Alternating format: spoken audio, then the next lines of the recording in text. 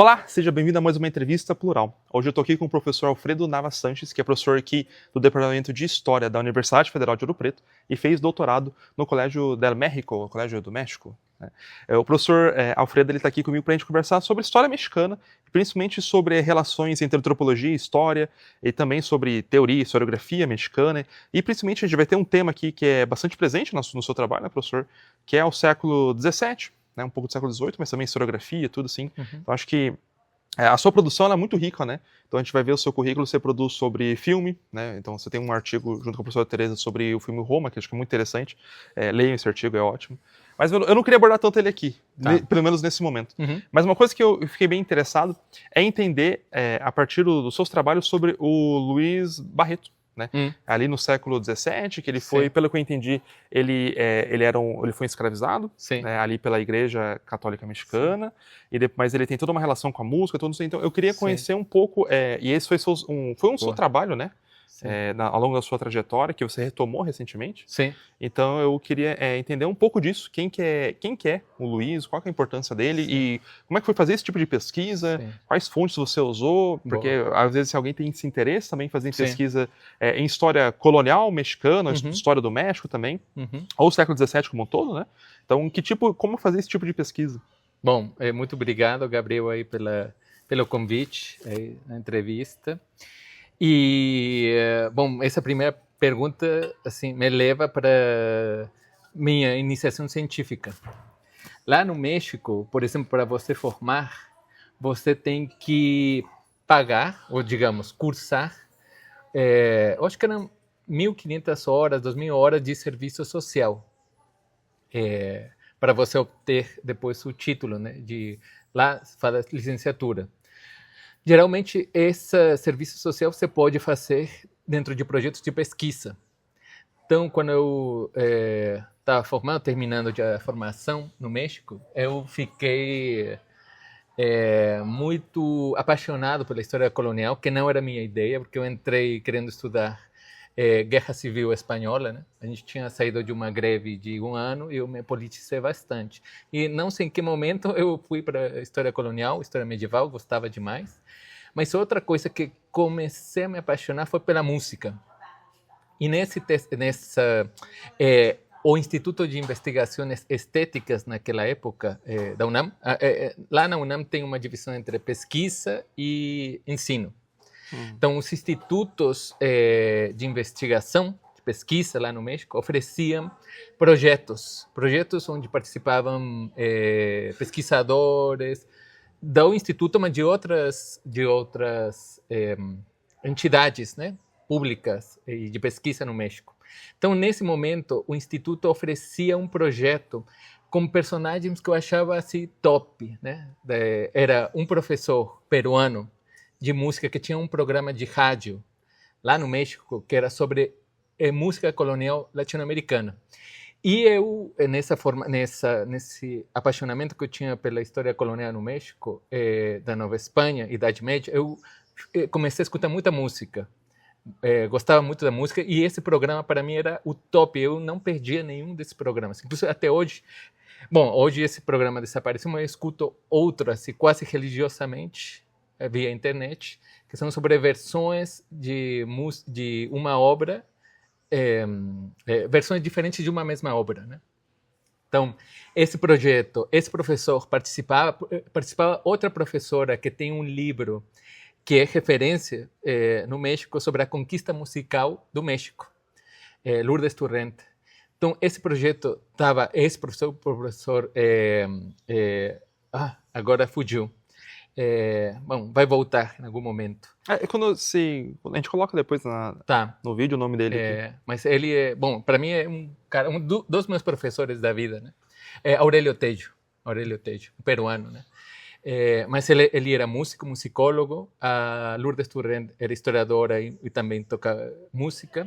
E outra professora que estudou na Europa com grandes musicistas europeus que nessa época tinham, e era isso que eu gostava, eles tinham dado um giro na interpretação musical com um toque histórico. começaram a tocar com instrumentos da época. Então eu estava embelezado assim com a música, período colonial. Então eu entrei sem dúvida nesse projeto de iniciação científica, a gente falaria no México. Qual que era nosso trabalho? Ir no arquivo da catedral. A ideia era música e música nas catedrais do México. Mas o primeiro arquivo que a gente ia trabalhar era a Catedral da Cidade do México. E então, aí a gente dividiu as equipes por períodos. E eu, felizmente, estava com o professor Aurélio Tejo, né? Trabalhando século XVII, com o peno XVI. Aí, com outra colega, que agora também ela continuou trabalhando com história da música, a gente ia e revisava as atas do Cabildo da Cidade do México. Cabildo seria como conselho da catedral. A Câmara de Vereadores, talvez? Mas da catedral. Tá. O órgão de governo coletivo e corporativo da catedral.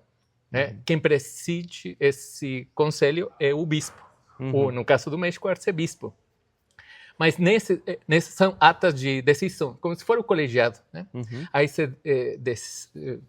a ideia era ver, identificar nesses documentos quando era contratado um músico por esse cabildo, por esse colegiado, né? Vamos manter esse termo, né? Passavam todas as contratações de músicos. O maestro de capela, ele informava as obras que ele ia compor, né? O que precisava a capela para a boa atuação. Aí, bom, não vou me alongar, mas a música nessa época e ao longo de toda a Idade Média, o período colonial, era muito importante porque fazia parte do ritual da missa.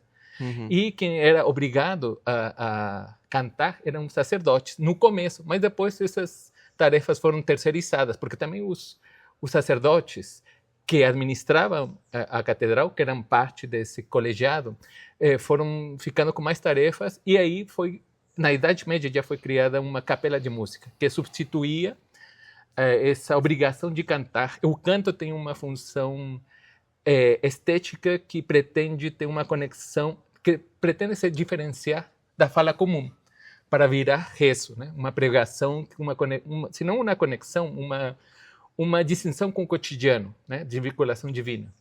Mas esse papel era da capela. Bom, então, nessas atas do colegiado, a gente procurava esse tipo de informação. Contratação, obras. Também a gente procurava a chegada de músicas da Espanha que tinham que ser interpretadas no México, né? A compra de instrumentos. Mas, em algum momento, me deparei com e também se discutiam casos judiciais, né, do Cabildo. Em algum momento eu me deparei com um documento que falava de um cantor, e isso foi a frase que me chamou a atenção. Era o juiz, o advogado do colegiado, do Cabildo da Catedral, falando que, que no processo de solicitação de liberdade do escravo cantor, o cabildo, o colegiado, tinha que rejeitar, que tinha que ir contra. Mas ele utiliza uma frase, claro, retórica, né, da época, que falava: o cabildo não pode deixar ir esse cantor porque é o melhor cantor das Índias. Falava assim, né, grandiloquente demais, retórico, né. Aí eu fui ver qual que era esse cantor e por que um cantor estava pedindo uma liberdade. Aí depois identifiquei um nome, o nome dele era Luiz Barreto, um escravo que a catedral tinha, né, para cantar nos ofícios divinos, né. E aí depois eu fui... o processo é lindíssimo em termos de história, né, mas também porque nesse ideal do período colonial, né, a gente tem também... Isso é muito mais complexo, né? A primeira escravidão do século XVI, XVII, nos territórios hispano-americanos, Peru e Nova Espanha, porque foi uma escravidão mais voltada para o serviço doméstico. Não é escravidão da plantation, necessariamente, né? Claro, e a escravidão vai também para a questão da mineração, né? Mas, bom, isso quebrava os preconceitos sobre a escravidão, né? Porque era uma escrava que depois fui vendo, né? Aí depois eu passei das atas do colegiado, do cabildo, para correspondência e outros ramos, né, que outras do arquivo, né, como fábrica material, e aí eu comecei a ver que esse escravo não era qualquer escravo. Era um escravo que tinha uma lavandeira para ele, tinha uma pessoa dedicada só para vestir ele, para fazer as roupas dele, né? Então ele tinha certos privilégios. Tinha muitos privilégios. Inclusive, como parte da capela, ele era escravo, mas ele, por exemplo, a capela de música era contratada por outras igrejas para adornar, ornamentar os ofícios divinos em outras igrejas. Então, a capela tinha o direito de ir participar e cobrar como bicos, né? Os músicos. Ele também podia cobrar por isso, por exemplo. Ele pessoalmente? Ele pessoalmente, mas o salário, o maior salário, ele também recebeu um salário. O maior salário da catedral era dele também, por exemplo. Bom, tudo isso eu terminei fazendo o meu TCC sobre isso. Mas outra característica, e também eu gostei, e aí... bom, isso marcou depois também meu percurso, é que ele era o melhor cantor porque ele era a voz aguda da capela de música. E como, bom, a gente sabe, no mundo do patriarcado da Igreja Católica, bom, até hoje, as mulheres não podiam participar dentro dos ofícios divinos, né? Como parte, e se a gente entende que o canto faz parte de uma das tarefas do sacerdócio, menos. Bom, geralmente as vozes agudas na capela de música eram feitas por crianças, mas essas crianças em algum momento mudavam de voz, né, quando eles ficavam mais velhos. A questão da castração, né, tinha uma função em estética. Uhum. Esse escravo tinha essa voz porque era castrado. Ele era um eunuco? Eunuco. O capón. O termo em espanhol era capón da época, que capón é um nome dos galos que são castrados, né? Mas o termo do espanhol é antigo, né? Capón. E aí, bom, depois eu fui procurar, inclusive nesse momento, como o serviço social concedeu uma bolsa e eu consegui ir para a Espanha. Outros tempos. E aí eu comecei a ficar mais interessado, né, na prática musical. Porque a gente vincula os castrati, com a ópera italiana do século XVII. Mas, na verdade, é uma prática espanhola anterior, que os próprios Borgia depois levaram para a Itália. Uhum. Mas que as catedrais mais importantes do mundo hispânico estavam interessadas em ter esse tipo de voz. Então, esse cara era um escravo, falado com mulato, mas com uma série de privilégios que a gente nem imaginava por um escravo, né? E aí depois eu fui ver que o maestro de capela da catedral, nesse momento, também era castrado. Então, tinha mais essa participação, né? Então, tudo isso porque, finalmente, o ritual, não a música, era muito importante em termos políticos, sociais, né? Não se tinha mídias, né, de comunicação. O espaço público era o lugar de comunicação, digamos. Então, por isso, a voz dele é tão importante. Depois ele comprou a liberdade, ele foi contratado por outra catedral depois, a segunda catedral mais importante do México, Puebla, e ele depois até conseguiu se ordenar ordens menores do sacerdócio. Uhum. É um cara que era visto como extraordinário. Depois, outros colegas, músicos, foram e pesquisaram outro tipo de escravos com essas características, né? E eram escravizados negros. Sim, mas, por exemplo, esses escravos que a gente viu, que eles vinham já da Europa. Ah, tá. E uma coisa que é interessante dele é que ele, em algum momento, tentou fugir. Uhum. E isso também eu encontrei na documentação. Como ele foi pego no porto de Veracruz, que é a saída para a Europa, e aí fala, né, como ele descreve, né, o cara subindo no barco e como eles pegam ele e amarram uma pedra para ele não fugir de novo e devolvem para a igreja. Ou seja, o que eu entendi na época era que ele veio da Espanha, provavelmente da Andaluzia, né, mas já formado em música, né, é um músico, né. Bom, e depois a gente começou a estudar mais coisas e ver que esse mundo negro, afro, né, estava mais presente na música do que a gente imagina, né? É importante eu perguntar isso, porque eu vejo, né? Acho que em partes, acho que faz sentido, que existe também uma tentativa dos Estados Nacionais da América Latina Uhum. como um todo valorizar a presença indígena Hum, e também, às vezes, ou esquecer, ou apagar, em muitos casos, né, a presença negra nesses isso. países, né? Uhum. A gente tem um caso, por exemplo, que é muito engraçado na Colômbia, né? Eu sempre ouvia que a Colômbia tinha muita influência indígena, tudo, né? Mas eu abri o álbum de figurinha da Copa da Colômbia, todos os jogadores eram homens negros. Uhum. Então, tem isso também, né? Um pouco, né? Então, de saber, porque existe a valorização do indígena muito grande ali no México, né? Talvez até no Peru também tem, né? Por causa, principalmente dos povos, dos mexicas, dos incas, né? Tudo. Então, acho que é interessante. E eu também gostei muito, assim, dos seus trabalhos como um todo. Você faz um diálogo bastante interessante, grande, com a disciplina da antropologia, Sim, né? sim. Você acha que ministrou ano passado uma disciplina, né? Sim, história sobre e antropologia. História e antropologia, né? Então eu queria saber mais como é que é a sua relação com a antropologia, né? Como é que é um pouco no México também, porque eu sei que a antropologia no México é levada muito a sério. Muito. Principalmente por causa, bom, tem uma parte com a arqueologia que também é levada muito a sério, a antropologia também, mas principalmente por causa dos mexicas. Sim. Né? Então como é que funciona isso, essa relação com a história, com o trabalho do historiador e com a antropologia, no seu caso?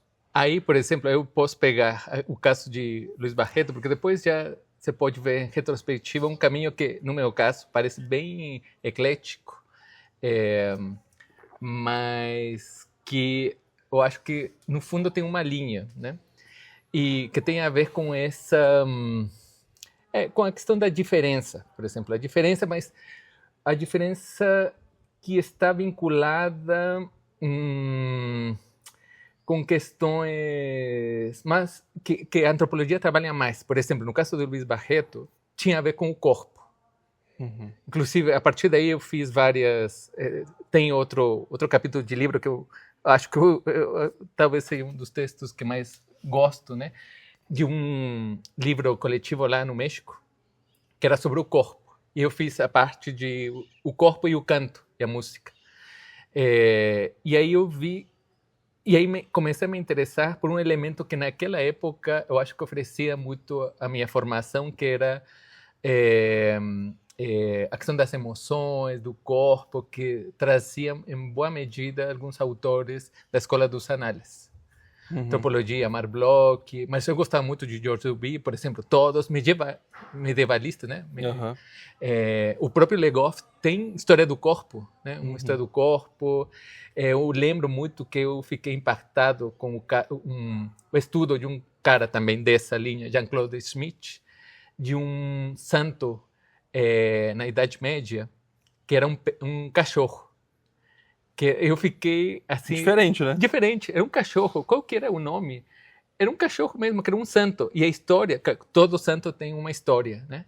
A história de como ele virou santo. E a história desse cachorro claro, ele é cachorro de uma nobre, não sei em qual parte da Europa, que tinha salvado a filha de um casal de nobres, melhor, a filha de ser mordida por uma cobra. Mas quando ele salva a menina, ele morre, porque a cobra morde ele, e sanguíneo forte, o livro. E eu fiquei super interessado, porque tem a ver isso com o meu trabalho, aquilo que mais ou menos questiona uma certa naturalidade. E essa questão da história das emoções, da história cultural, do corpo, eu achei extraordinário, né? Então, depois, com Luiz Barreto, né, eu me formei, mas eu fiquei muito com essa ideia do corpo, das emoções, né, coisas que eu tentava ver no texto. Esses afetos, né? Afetos. E aí, no mestrado, eu continuo mestrado em História, mas ao mesmo tempo eu fiz Antropologia. Mas, como você bem falou, no México a antropologia é uma disciplina que, pelo menos no meu preconceito, está muito vinculada com uma certa política indigenista, muito nacionalista, né? No meu ver. Muito tradicional. Eu sou meio rebelde, não sei. E, por exemplo, a escola, uma escola que é dos anos 30, que a escola de antropologia ficava a 3 quilômetros da minha casa. Mas eu achava muito nessa linha indigenista, eu queria fazer outras coisas, né? Inclusive, muito mais voltada ao que eu entendia como história cultural, né? Eu fui fazer em outra universidade, uma universidade dos anos 70, aliás, trazendo a questão da América Latina, fundada por exilados argentinos, uruguaios, não sei se brasileiros têm, mas, por exemplo, Néstor García Canclini, que é um antropólogo muito reconhecido, é professor lá, né? Que legal. E engraçado falar isso, né? Que uma universidade dos anos 70, para o México, é relativamente nova, né? É nova. Porque as universidades mexicanas, elas, aqui pra gente, as nossas universidades mais antigas têm 100 e poucos anos. Né? Para o México, isso é um terço, no mínimo, do tempo de uma universidade. Mais ou menos. Né? Então, ela é relativamente bem nova, né? Não, era nova. E era uma universidade que tinha sido fundada, em boa medida, em resposta também às repressões, né, dos 68, mas que recolhia precisamente a contribuição de outra leva de imigrantes. 68 no México foi um massacre. O massacre de 68, exatamente. Dos estudantes, né? Isso. Por exemplo, e aí era outro tipo de formação, que tentava não se contrapor necessariamente à formação da UNAM. A UNAM, por exemplo, também teve uma contribuição importante da migração da Guerra Civil Espanhola, por exemplo. O Colégio de México, onde eu estudei, toda fundada por republicanos. Né? Aliás, quando foi... Exilados, né? Exilados. Quando foi o príncipe no Colégio de México a visitar o colégio, teve uma tensão forte. Claro, porque eram exiliados republicanos e tinha... Bom, enfim. Mas essa outra universidade, a UAM, pretendia, né, pelo menos como proposta, ser diferente, a proposta mais voltada para a antropologia, que eu achava indigenista. E era uma antropologia mais urbana, mais de museu, de patrimônio, bem, em boa medida, por uma parte, pela importância que teve García Canclini ali, né? Mas também por outra turma desse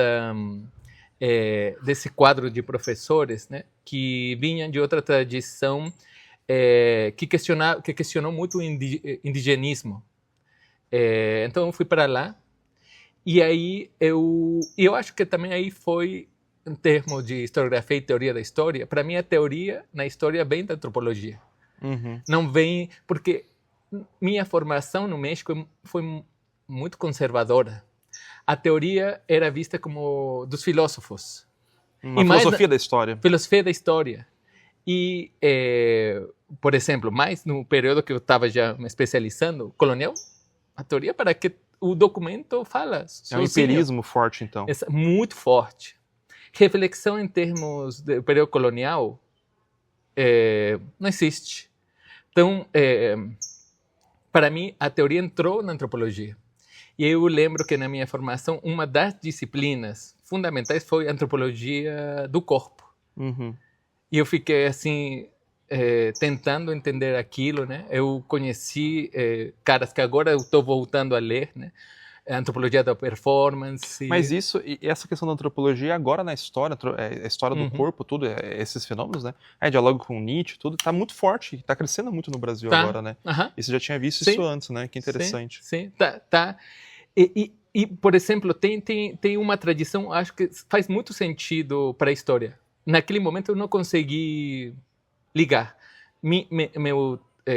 Bom, depois eu fiz o mestrado na UNAM, aliás, por exemplo, aí no mestrado, na pesquisa do mestrado, eu tentei vincular a antropologia da performance com história tradicional. Eu fiz uma história que talvez depois possa recuperar, de uma festa, um ritual muito importante, né, que é a festa do Corpus Christi. Bom, aqui é muito importante. Aqui também é. Eu tentei analisar o Corpus Christi a partir de um cara que se chama Victor Turner, que tem uma teoria sobre o ritual e sobre como o ritual é um momento de estruturação, mas também que pode gerar desestrutura, que pode criar rebeliões. E eu analisei um caso de uma festa de corpos, e mais de uma sociedade super estratificada, né? Mas o Corpus Christi, as maiores rebeliões no México, na capital, foram nas festas também. Então eu tentei resgatar isso e depois no doutorado eu fui para uma instituição ainda mais conservadora, que é o Colégio de México. Eu tentei, primeiro minha intenção era fazer uma história do corpo na conquista. Eu fiz o doutorado com uma professora muito importante do México, recentemente falecida, né? Como chama? Pilar Gonçalves. Ela é uma professora da educação, conhecida em muitos lugares da América Latina, mas muito tradicional. E eu continuei com o curso de antropologia e eu continuava com interesse mais pelas reflexões da antropologia que da história. E aí, o primeiro projeto, que aliás lá no Colégio de México, você forma também como... Eu tenho duas maestrias, dois mestrados em história, porque o projeto de doutorado vale como a dissertação. E essa dissertação foi sobre o corpo na conquista. Mas depois eu vi, não, isso não está encaixando bem. E aí depois eu fui para outra derivação da proposta antropológica, que são as classificações sociais. E aí muito a questão de Bourdieu, né? E eu quis ver como os índios foram inventados. Ou seja, que a classificação índio não existia. Não, eles não se viam, os povos ali, mexicas, os geórgicos, não se viam como indígenas, né? E aí eu tiro, e para mim essa anedota que eu sempre conto nas minhas aulas, né, de, bom, por que os índios foram conquistados? E aí um professor responde, bom, porque eles não sabiam que eram índios. Então eu queria ver, porque outra área bem importante, o que estava muito ligada na antropologia, nas classificações sociais. Como a gente se pensa a si mesmo, a sociedade se pensa a si mesmo, né? Então aí eu tentei fazer isso com uma invenção dos índios, que no papel ficava... Eu achava muito legal, né? E aliás, eu pegava... Para mim, o historiador mexicano mais importante naquela época, e continua sendo, Edmundo Gorman, com a invenção da América, né? Para mim, naquela época, era Edmundo Gorman na história e Foucault com as palavras e as coisas. E na antropologia era Marcel Mauss, o próprio... Victor Turner, mas eu não sabia encaixar. Eu acho que na minha tese não soube encaixar bem essas. Eu acho que eu estava muito formado na tradição empirista do arquivo. Inclusive, uma das reclamações da minha orientada foi: você tem que ir mais no arquivo, né? Essa febre do arquivo, né? Sim. É muito forte, né? E, por exemplo, ela nunca entendeu. Ela falava, mas como que é isso que os índios foram inventados? Mas os índios estão ali, você, né? Mas eu acho que não... Bom, e no final a gente teve um certo afastamento, porque... Mas ela foi... assim, ela foi... como falar? Ela conseguiu entender qual é a minha ideia e me orientou até o final e reivindicou o meu trabalho. Isso, eu que não reivindiquei no final, né? Mas teve, por exemplo, dois professores muito... E que aí a gente coloca com a teoria da história. Lá na banca, tive dois professores que, para mim, são fundamentais. O primeiro é aquele da música, né? Aurélio Tejo. Bom, tem outra professora antes do ensino médio também, que me levou para a literatura. E esse professor, um professor que recentemente faleceu, que era antropólogo e historiador. Juan Pedro Viqueira, e outro professor que é o professor de teoria no México, que lá no México a teoria está no âmbito da Universidade Ibero-Americana, Alfonso Mendiola, né? E Alfonso Mendiola, para mim, é outra referência porque ele é uma referência em termos de teoria, desertoniano, assim, a tradução de Desertor no México, em boa medida, é por ele, né? Mas ele estuda a época colonial. Então, e, por exemplo, e aí você falou sobre a questão de antropologia, a questão indígena. No México tem uma divisão forte, né? Teve uma briga em algum momento. A referência do mundo indígena em história é Miguelón Portilla. E Miguelón Portilla, o oposto, Edmundo Gorman. Então tem uma polêmica que eu tenho ali como rascunho de artigo entre a polêmica com o Gorman e Miguel León Portillo sobre a descoberta de América, sobre a comemoração dos 500 anos da descoberta. Porque o Miguel León Portilla, o Edmundo Gorman, criticou aquela ideia do encontro de dois mundos, que era a proposta do comitê que presidia Miguel León Portilla na Unesco, para a comemoração numa parte da América Latina sobre os 500.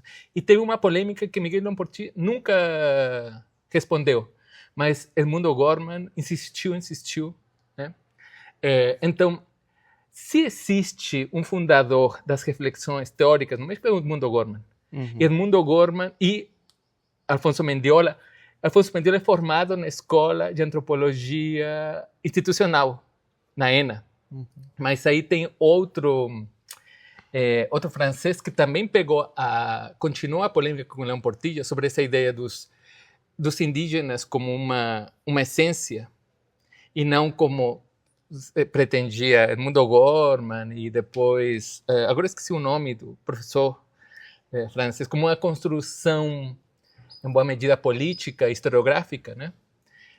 Então, para mim, né, se eu fizesse uma genealogia das discussões históricas, parte, em boa medida, da oposição entre a escola de Edmundo Gorman e Miguel León Portilla.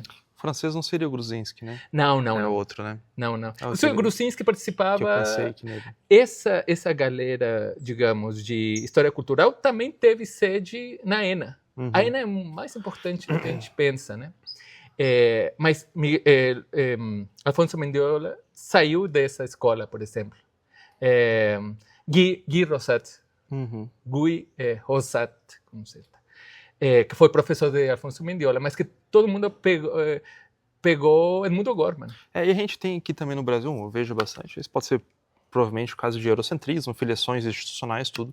Mas esse diálogo com a teoria, esse diálogo de teoria da história, a gente quase não olha muito para o México, por exemplo, para a Argentina. E, por exemplo, uma das coisas que mais me irrita é falar que a microhistória começou na Itália. Sendo que o Luiz Gonçalves já fazia microhistória há muito tempo. Sim, exatamente. Né? Então tem isso, a gente olha, né, para esses lugares, assim, a gente tem que repensar também da onde que tem, quais são os nossos diálogos possíveis, né? Sim. Isso é uma coisa que acho que é importante, né? Acho que foi muito bom a gente ler esse texto, a gente leu um texto do Afonso Mendiola na disciplina, né, que a gente fez. Verdade. Foi ótimo, assim, eu fiquei bem feliz. E eu queria saber também, professor, uma coisa que do seu diálogo com a antropologia, é porque você fez um trabalho sobre o metrô do México. Né? Então eu queria que você contasse pra gente como é que foi isso, porque pelo que você estava comentando, pelo que deu para ver ali, tudo foi um trabalho assim bem fora até do que se fazia com o século XVII, né? Então conta pra gente como é que foi isso. Sim. Bom, aí tem a ver com esse interesse da antropologia no corpo, né? E talvez é isso que eu falei que não consegui encaixar entre a teoria antropológica e a história, tem a ver com o texto, né? E agora estou tentando recuperar uma observação, um trabalho que seja histórico, mas com uma metodologia que seja mais antropológica. E não apenas, né, parar na história oral, né, mas numa análise que outras disciplinas, como a antropologia, a geografia, né, fazem com o espaço, o corpo, as relações práticas, cotidianas, né, a relação entre as pessoas. Então, esse trabalho, esse artigo, que aparentemente não tem nada a ver, mas tem tudo a ver comigo, né? É um artigo que eu apresentei como TCC na minha formação como antropólogo, lá no México, na UAM, né? UAM Iztapalapa. E tem a ver com meus deslocamentos da minha casa, né, até a sala de aula, né? A UAM, né, é uma universidade que foi fundada em regiões marginais da cidade do México, porque a ideia era atingir também outro setor da população que não tinha acesso à UNAM, né? Que fica no centro, fica num bairro muito nobre, né? UNAM. Então, a UAM Iztapalapa fica num bairro muito tradicional, em algum momento de imigrantes, indígenas, aliás, também, do Oriente do México. Eu morava em outra parte da cidade e o deslocamento era de 2 horas a mais, né? 3 horas, né? Às vezes. Então, e isso é bem legal, que em algum momento a gente comentou aqui sobre os projetos de extensão. Lá, na formação, cada ano os professores oferecem o que eles estão pesquisando. Então, como prática, assim como para formar, você tem que fazer campo. Né? Porque é formação do antropólogo, né? Então aí cada um dos professores falou assim, não, hoje, esse ano eu vou trabalhar lá na Serra, tal e tal coisa, né? Bom, hoje eu vou trabalhar. Bom, lá eu entrei num projeto de um professor que estuda, ainda hoje, né? Antropologia urbana. Aham. E eu fiquei, como eu falei, o corpo foi importante, mas também a microsociologia estadunidense, eu fiquei também surpreendido, né? Etnometodologia, tudo aquilo. Erving Goffman, que é um cara que eu estou querendo estudar de novo, né?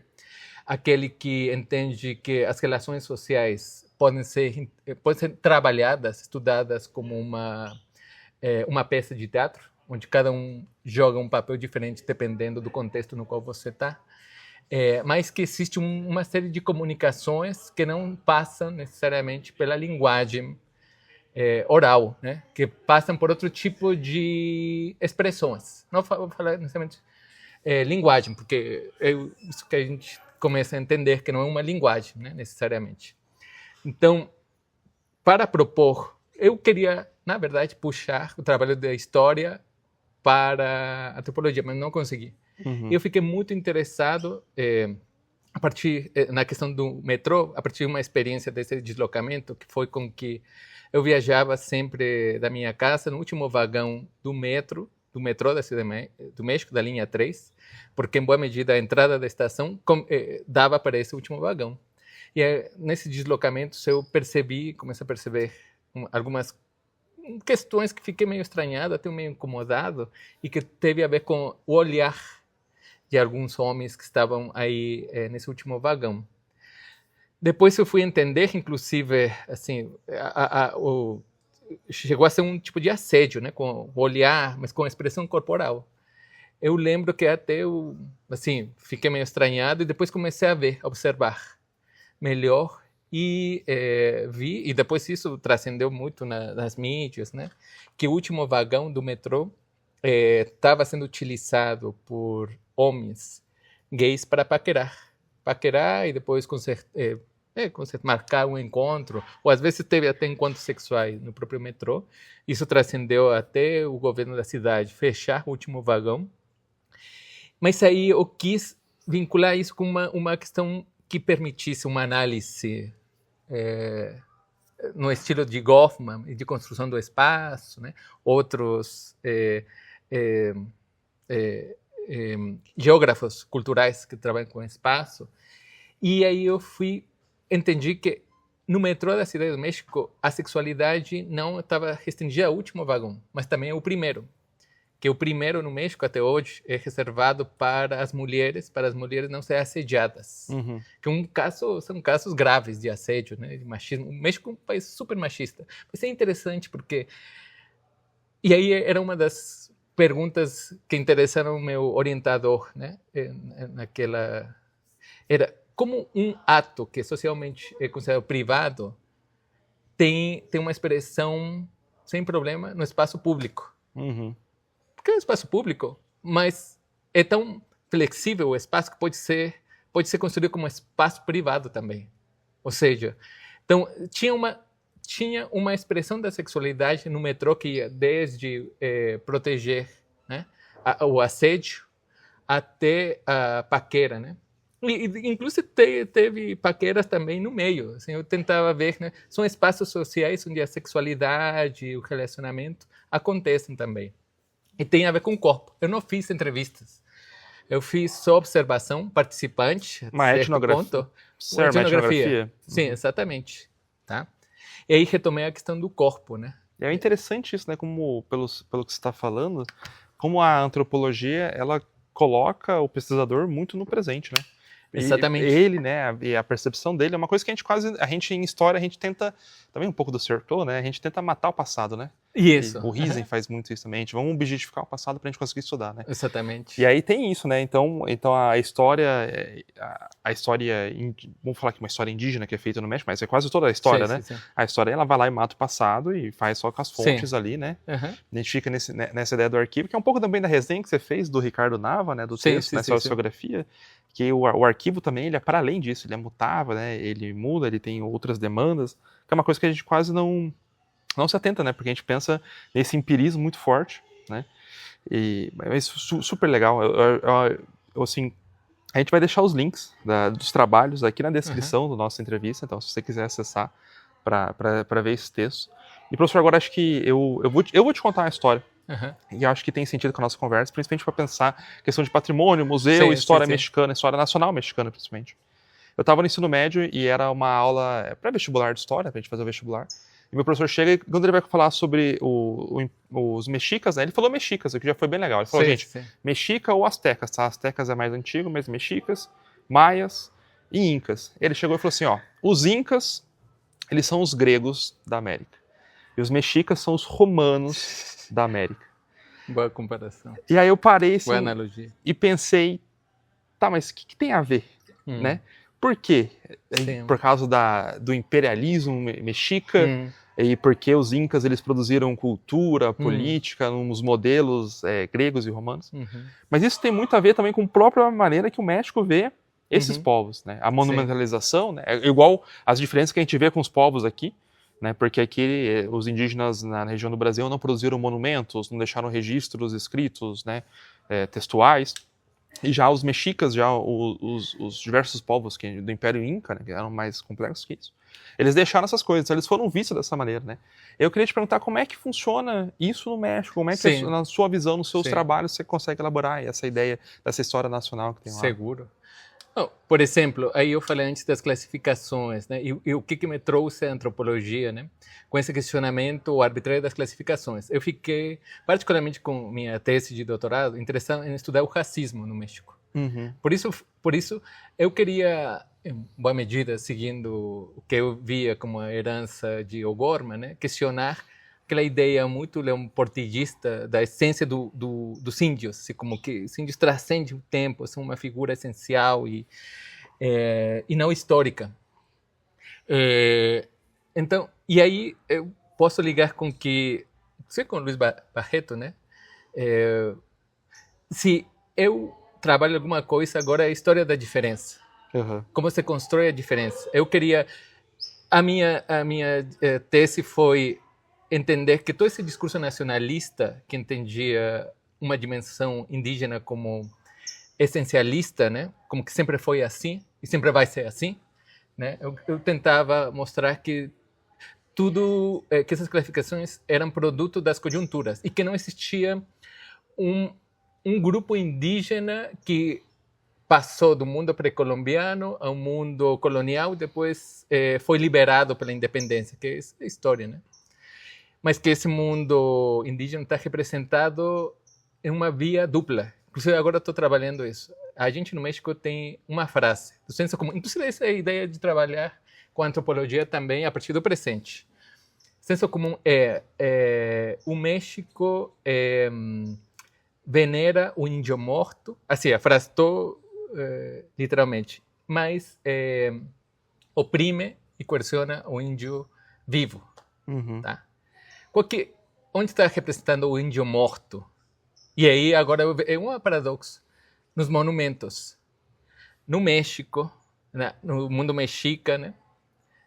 E o índio vivo é o índio que é discriminado, racializado, né? Violentado, né? Eu vi, por exemplo, na minha tese, que muitas das leituras dos documentos do século XVI eram vistos com esses olhos do século XIX para frente. Tá? E eu quis mostrar que era só um momento histórico e que esse momento não necessariamente transcendia o que vai ser o período nacionalista, né? Então, e aí em outro momento, você comentou sobre a importância da revolução e desse processo de construção nacional do México, que vem muito da revolução, depois da revolução. Um momento, mas outro vem do século XIX também, né? E aí, hoje, eu tento ver essa oposição entre o monumento e as classificações sociais, né, a partir desse processo de elaboração e aí tentar estudar o que um especialista em literatura inglês, teórico, Terry Eggleton, falava de a ideologia da estética, né? Ou a gente pode fazer o inverso, né? Ou a estética da ideologia, que tem a ver, inclusive, com esse momento de super extrema direita, né? Que às vezes a gente não entende por que pessoas votam para a direita, como se fossem meio malucos, né? E porque eles vão para um nacionalismo exacerbado, né? Recentemente saiu uma matéria da BBC, de outros que replicaram aqui no Brasil, sobre um modelo em 3D da cidade de México Tenochtitlan. Mas o que eu fiquei mais interessado é nos comentários, porque falam, bom, esse foi outro passado, os mexicos, os aztecas já morreram, agora vamos ficar todos unidos. E meu pai, em algum momento, às vezes tinha alguns comentários muito desse senso comum de, bom, se a gente não tivesse sido conquistada pelos espanhóis, a gente seria uma potência. Mas para você ver como existe um conhecimento da história que é marcada, que circula socialmente, que não precisa de uma instrução. Mas aí, esse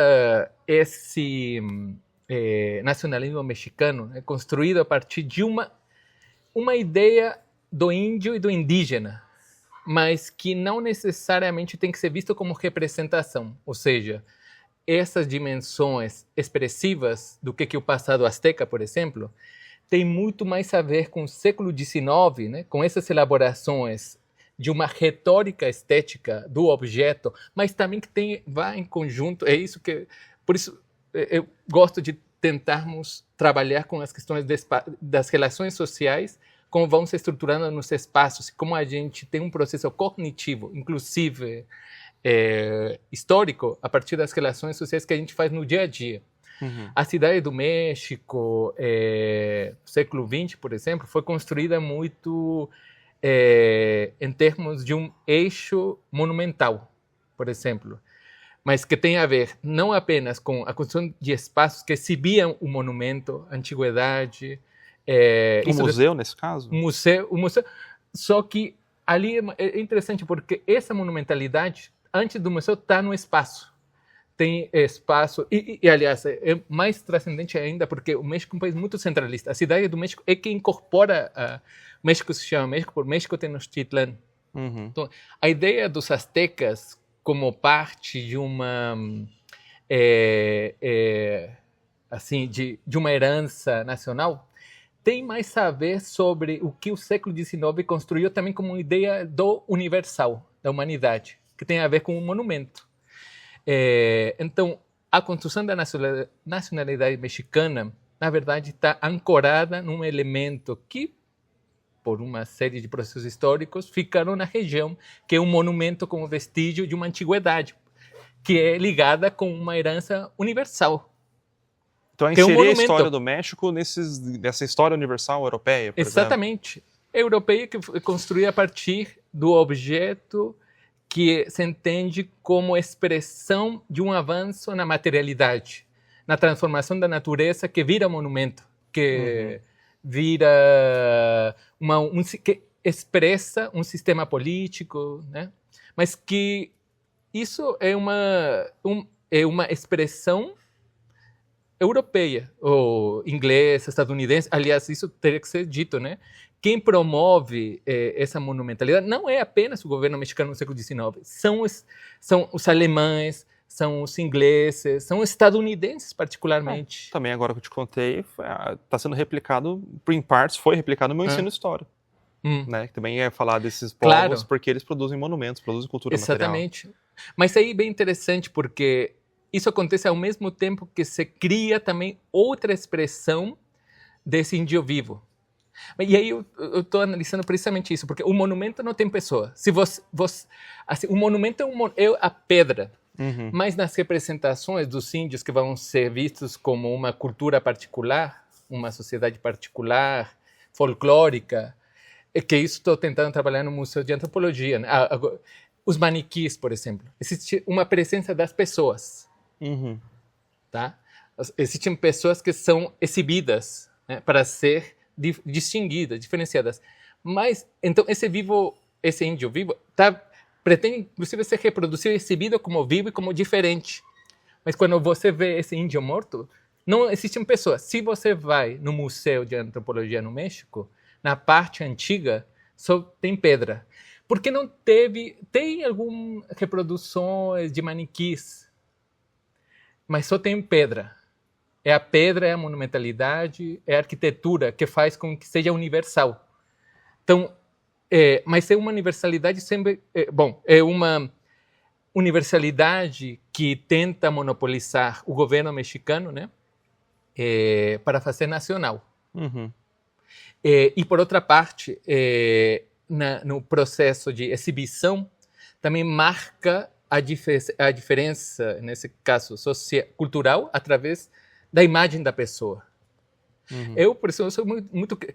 Eu acho que não tem como consertar os museus de antropologia. Uhum. Digamos, porque ele faz um processo de exibição que vai desde os zoológicos humanos até os manequins que recentemente o Museu de Antropologia no século XXI tirou.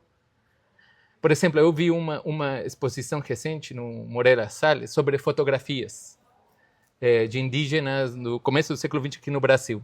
Mas que eles, para tentar, digamos, ter uma certa justiça social nessas fotografias, colocaram os nomes das personagens indígenas. Mas aí o que eu entendo é que a violência está no ícono, está na presença de pessoas retratadas desse jeito. Existe uma construção da diferença material, tá? Os mexicanos, né, ficam orgulhosos pelo monumento, Mas não pelas pessoas. Mas não pelas pessoas, porque elas materialmente são construídas fisicamente. Para mim, e aí eu falo que eu sou iconoclasta. A violência está na imagem, Uhum. não no que se fala da imagem. A imagem já expressa uma distinção, né? No México, por isso aí, você falou em algum momento, o mestiço. Eu nunca vi, assim, onde está um mestiço representado fisicamente? Nunca vi. Nunca vi. Eu posso estar errado também, né? Mas fala muito do mestiço na linguagem, mas na prática. E sério, eu aqui estou falando mais, além como historiador, como mexicano. Assim, qual que é a representação a materialidade do mestiço? Eu poderia ser mestiço, mas, por exemplo, eu sou indígena aqui. Uhum. Tá? Então, tem a ver com uma série de contradições, né, com a nacionalista mexicana, né, que na verdade, e aí eu quero marcar isso, porque é uma construção nacional com um pé no internacional.